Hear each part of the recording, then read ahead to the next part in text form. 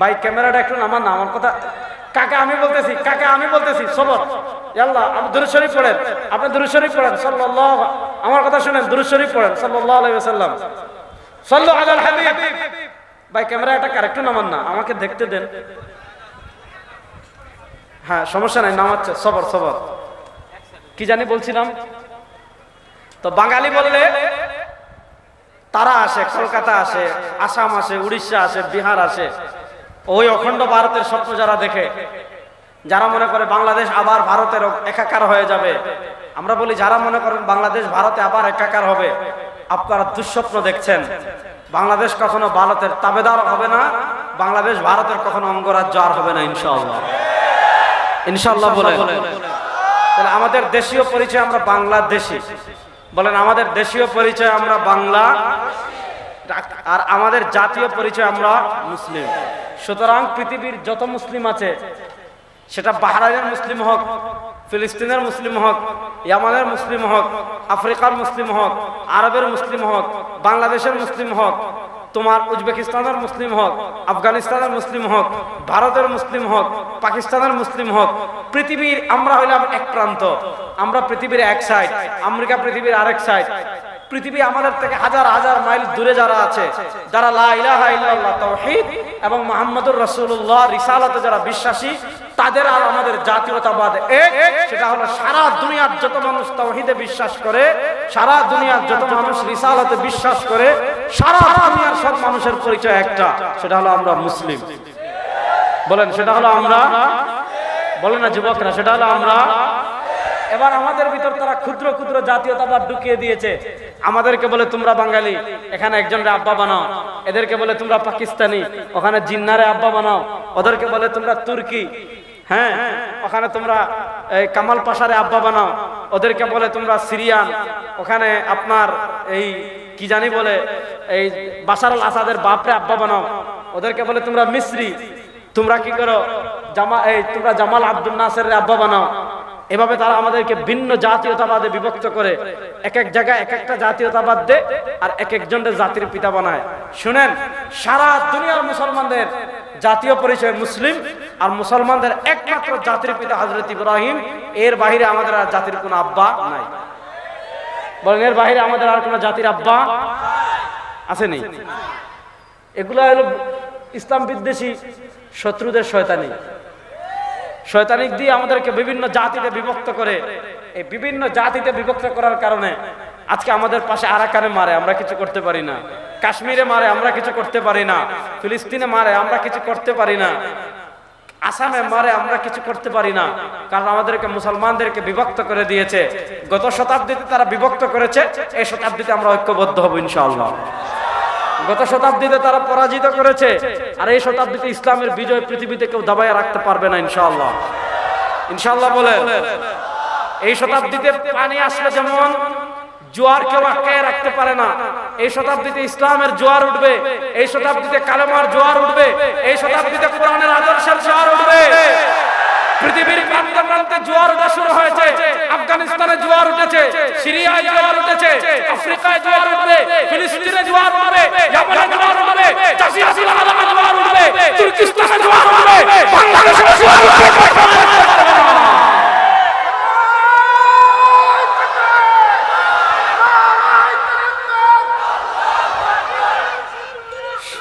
শুনেন, এই শতাব্দীতে ইসলামের বিজয় কেউ দাবিয়ে রাখতে পারবে না ইনশাআল্লাহ। যুবকরা বলেন না, এই শতাব্দীতে ইসলামের বিজয় কেউ দাবিয়ে রাখতে পারবে না ইনশাআল্লাহ। আমরা প্রস্তুতি নিচ্ছি। 54 বছর বাংলাদেশে আমরা নানা তন্ত্র দেখেছি, মন্ত্র দেখেছি, দেখি নাই? যার যার মতো যে যে তন্ত্র মন্ত্র নিয়ে আসছেন, সব তন্ত্র মন্ত্র বাংলাদেশে দেখেছি। এবার আরেকটা তন্ত্র মন্ত্র দেখবো, সেটার নাম ইসলাম ইনশাআল্লাহ। বলেন বাংলাদেশে ইসলামের বিজয় কেউ দাবিয়ে রাখতে পারবে না ইনশাআল্লাহ। তাহলে বলেন আমাদের জাতির পিতাকে হযরতে শেখ মুজিব, উনি আমাদের জাতির পিতা না। জিয়াউর রহমান, উনিও আমাদের জাতির পিতা না। তারেক রহমান, উনিও আমাদের জাতির পিতা না। দুনিয়ার কোন নেতা আমাদের জাতির পিতা হতে পারে না। আমাদের একমাত্র জাতির পিতা হযরত ইব্রাহিম। আমাদের একমাত্র জাতির পিতা হযরত ইব্রাহিম। ইব্রাহিম আলাইহিস সালাতু ওয়াস সালামের থেকে দুইটা চ্যানেল আসছে, ভালো করে বুঝবেন। একটা চ্যানেলের নাম ইসহাক, আরেকটা চ্যানেলের নাম ইসমাইল। ইসহাক আলাইহিস সালামের চ্যানেল, ইসহাক আলাইহিস সালামের ছেলে ইয়াকুব, ইয়াকুবের ছেলে ইউসুফ। আদম ইব্রাহিম আলাইহিস সালামের নাতি হলেন ইয়াকুব। ইয়াকুব ইব্রাহিম আলাইহিস সালামের জীবদ্দশায় জন্মগ্রহণ করেছিলেন। তো ইউসুফ আলাইহিস সালাম তিনিও নবী, তার বাপ ইয়াকুবও নবী, তার দাদা ইসহাকও নবী, তার দাদার দাদা ইব্রাহিমও নবী, আরো সিলসিলা আছে। আল্লাহ তাআলা ইব্রাহিম আলাইহিস সালামের পরে অসংখ্য নবী এবং রাসূল ওই বানু ইসহাক চ্যানেলে পাঠিয়েছেন।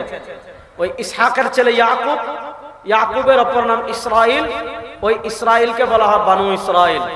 ওই ইসহাকের চ্যানেলকে বলা হয় বানু ইসরাইল। আল্লাহ তাআলা সব নবী, আল্লাহ তাআলা সব রাসূল ইসরাইলের চ্যানেলে পাঠিয়েছেন। আর একজন নবী হযরত ইব্রাহিম আর ইসমাইল কাবাঘর নির্মাণ করে দোয়া করেছিলেন, রব্বানা ওয়াবআস ফীহিম রাসূলাম মিনহুম ইয়াতলু আলাইহিম আয়াতিক। আল্লাহ, এই ধুধু মরুভূমিতে আপনি একজন নবী পাঠান যিনি এটা করবেন, এটা করবেন, ওইটা করবেন। ইব্রাহিম আমাদের জাতির পিতা, তার দোয়া কবুল করে ইসমাইল আলাইহিস সালামের বংশে আল্লাহ তাআলা মাত্র একজন রাসূল পাঠিয়েছেন, মাত্র একজন নবী পাঠিয়েছেন। তিনি আমার আপনার নবী, সাইয়্যিদুল মুরসালিন, ইমামুল আম্বিয়া, ফখরে মওজুদাত, দু জাহানের বাদশা জনাবে মুহাম্মদুর রাসূলুল্লাহ সাল্লাল্লাহু আলাইহি ওয়াসাল্লাম। তো নবী করিম সাল্লাল্লাহু আলাইহি ওয়াসাল্লাম তিনি বলেছেন, ওই যে বনু ইসরাইল অর্থাৎ ইসহাক আলাইহিস সালামের যে চ্যানেল, এরা বিভক্ত হয়েছে 72 দলে। আর ওয়াসাতাফতারিকু উম্মতি আলা 73 মিল্লাহ, আমার উম্মাহ বিভক্ত হবে 73 দলে। এই 73 দল মানে রাজনৈতিক দল না। রাজনৈতিক দল বাংলাদেশে গুনলে তো শেষ নাই। বিএনপি, আওয়ামী লীগ, আওয়ামী লীগ তো নিষিদ্ধ, বাদ দিলাম। বিএনপি, জামাত, ইসলামী আন্দোলন, এনসিপি, জমিয়ত, খেলাফত, দুই খেলাফত। বাংলাদেশের দল গুনলে কতটা নিবন্ধিত পার্টি আছে আমিও তো জানি না, অসংখ্য আছে। 30টার উপরে হবে না? হবেই তো মনে হয়। আমাদের ইসলামী আন্দোলনেরও তো নিবন্ধন মনে হয় 20-এর পরে। তাহলে বোঝা গেল আরো অনেক নিবন্ধিত দল আছে। এই রাজনৈতিক দলের কথা আল্লাহ নবী সাল্লাল্লাহু আলাইহি ওয়াসাল্লাম বলেন নাই। ইত্তেহাদ দল হবে আকীদা কেন্দ্রিক, বিশ্বাস কেন্দ্রিক। কুল্লুহুম ফিন্নার, এই বিশ্বাস কেন্দ্রিক যে 73 দল হবে সব দল জাহান্নামী ইল্লা মিল্লাতাম ওয়াহিদা। নবী করিম সাল্লাল্লাহু আলাইহি ওয়াসাল্লাম বলেন, এই 73 দলের জান্নাতি দল মাত্র একটা। বলেন জান্নাতি দল মাত্র কয়টা? বলেন না, জান্নাতি দল মাত্র কয়টা? এখন আমাদের বাংলাদেশে দেখেন বিশ্বাস কেন্দ্রিক কত দল আছে। আমরা আছি, প্রথমে দেখেন একদল হানাফি লামাযহাবী, কেউ হানাফি, কেউ লামাযহাবী, কেউ জামাতে ইসলাম, কেউ হিজবুত তাহরির, কেউ হিজবুত তাওহীদ, কেউ আটরশি, কেউ মাইজভান্ডারি, কেউ দেওয়ানবাগী, কেউ রাজারবাগী, হ্যাঁ, কেউ চন্দ্রপাড়ি, কেউ আপনার নাই, এদিকে নাই, সুরেশ্বরী, রাজারবাগ তো আমি বললামই, রেজবি আছে না নাই? কত দল আছে আমাদের দেশে। মাজারে বসে গাঞ্জা টানে এমন দল আছে না নাই? আছে। এখন তো শুধু গাঞ্জা টানে না, এখন আপডেট হয়ে গেছে। লালনের এক বক্তার বক্তব্য শুনলাম, কুমিল্লা লাঙ্গলকোটে এক পীর আছে, তার বক্তব্য শুনলাম। সে জিজ্ঞেস করেছে তাকে, আপনারা গাঞ্জা খান কেন? বলছে গাঞ্জা খাওয়া জায়েজ। গাঞ্জা খাওয়া কি জায়েজ? দলিল কি? দলিল বলছে গাজার গাছ এটাকে আপনি বানাইছেন না, গাজার গাছ বানাইছে কে? আল্লাহ। আল্লাহ যদি বানায় আমরা খাইতে সমস্যা কি? হলো দলিল।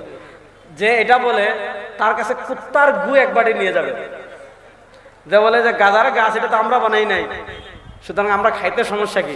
তার কাছে বান্দরের পায়খানা আর কুত্তার পায়খানা আর আপনার বাচ্চার পায়খানা তিনটা মিক্স করে নিয়ে যাবেন। নিয়ে গিয়ে বললেন ওগুলো হয়তো দুনিয়ার কেউ বানায় নাই, খান একটু। যেই দলিলে এটা হারাম, যে দলিল এগুলো হলো মানে কুকুরের উপর মুগুর মারা মানে। তো যে ব্যক্তি একথা বলে যে গাঁজা খাওয়া যায়, তাকে গিয়ে জিজ্ঞেস করবেন, ভাই আল্লাহ নবী সাল্লাল্লাহু আলাইহি ওয়াসাল্লাম বলেছেন মাত্র একটা দল জান্নাতি, এই দল কারা? সে বলবে দুনিয়াতে কেউ যদি জান্নাতি থাকে তাহলে তাদের দল।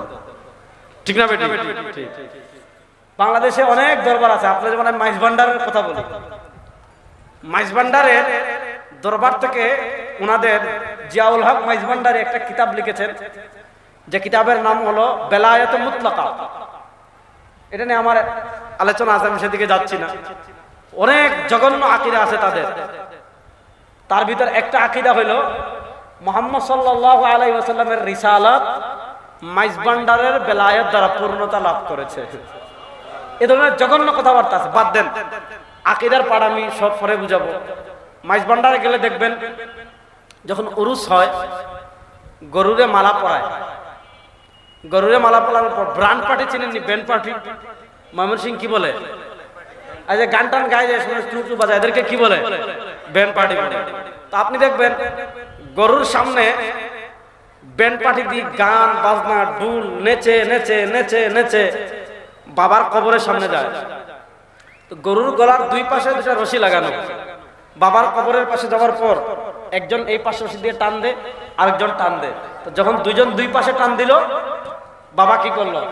মাথা নোয়াইলো। বাবা গরুটা মাথা নোয়াইলো। তো তারা বলে দেখেন গরু আমার বাপরে কি করে? সিজদা দে। যেখানে গরুরে সিজদা দে, কবরে মানুষ সিজদা দে, পুরুষ সিজদা দে, মহিলারা সিজদা দে, পর্দার বালাই নাই, দিনরাত নাচ গান বাজনা চলে। যেখানে কবরে ওপেন সিজদা চলে, যেখানে ওপেন গান বাজনা চলে, তাদেরকে গিয়ে জিজ্ঞাসা করবেন যে আল্লাহ নবী সাল্লাল্লাহু আলাইহি ওয়াসাল্লাম বলেছেন এই উম্মত 73 দল হবে, 72 দল জাহান্নামে, একদল জান্নাতি। জান্নাতি দল কারা? বলবে বাবা ভান্ডারের মুরিদ হন, চেলচেলাইয়া বেহেশতে যাবেন গা। তারা বলবে তারাই জান্নাতি দল। আরো বাংলাদেশে কত দল আছে। চাঁদপুর মতলবে গিয়ে দেখলাম ল্যাংটা বাবার আস্তানা। কি বাবার আস্তানা? ল্যাংটা বাবার আস্তানা। আপনি যারা ল্যাংটা বাবার আস্তানায় যায়, যাদের বাবা ল্যাংটা থাকেন, তাদেরকে জিজ্ঞাসা করবেন ভাই দল তো 73 হবে, জান্নাতি একটা, এটা কোনটা? তারা বলবে তাদেরটা। আট্টশিতে গেলে দেখবেন খাট পূজা। খাট পূজা বুঝছেন? তাদের পিসাব যে খাটে ঘুমাইতেন ওই খাটটা সুন্দর করে রাখছে আর মুরিদরা সমানে সিজদা দিতেছে। বলেন নাউজুবিল্লাহ। তাদেরকে জিজ্ঞাসা করবেন যারা খাট পূজারী, খাট পূজারীদেরকে জিজ্ঞাসা করবেন যে কি জিজ্ঞাসা করবেন যে 72 দল জাহান্নামী, জান্নাতি দল একটা, তারা কারা? তারা বলবে তারা। আমাদেরকে জিজ্ঞাসা করবেন জান্নাতি দল কারা? আমি বলবো আমরা। জামাত ইসলামকে জিজ্ঞাসা করবেন, তারা বলবে তারা। লামাজামিদেরকে জিজ্ঞাসা করবেন, তারা বলবে তারা। বাংলাদেশে নতুন আরেকটা দল বেরোইছে, এদের নাম হলো হিজবুত তাওহীদ, আছে না নাই? তো তাদেরকে জিজ্ঞাসা করবেন যে ভাই জান্নাতি দল একটা, এরা কারা? তাদের আকীদা হলো তো তারা মুসলমান, এছাড়া তার দুনিয়াতে মুসলমানই নাই। যাক, তারা বলবে তারা।